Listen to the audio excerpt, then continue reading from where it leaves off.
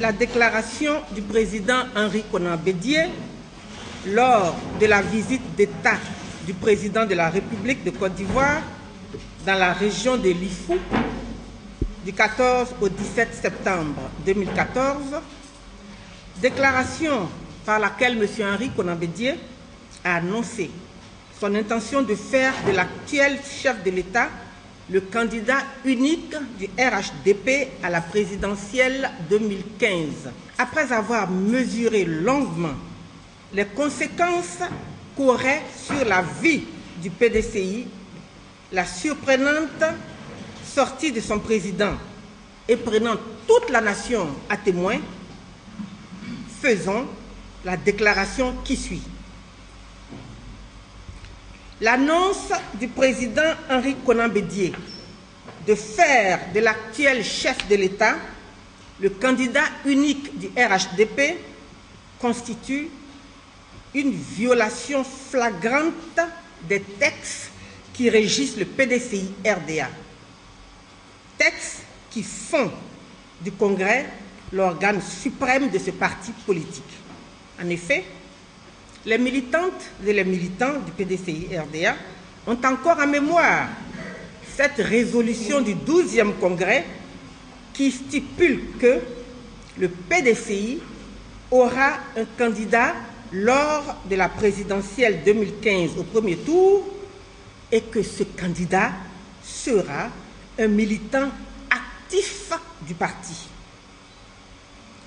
Par sa prise de position, le président Henri Konan Bédié pose un acte de haute trahison à l'égard du parti de Félix Houphouët-Boigny, parti que l'on ne saurait en aucun cas inféoder aux dirigeants d'un autre parti politique. M. Henri Konan Bédié est un militant comme tout autre. Il ne peut donc tout seul se substituer aux nombreux organes du PDCI-RDA. Le PDCI-RDA a été créé pour la conquête et la gestion du pouvoir d'État.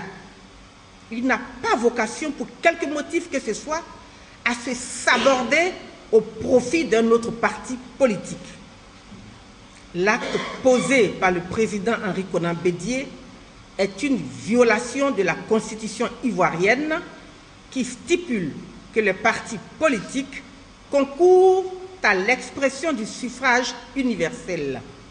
Cet acte constitue également un net recul de la démocratie dans notre pays, car il signe l'arrêt de mort d'un acteur important de la scène politique ivoirienne, le PDCI-RDA.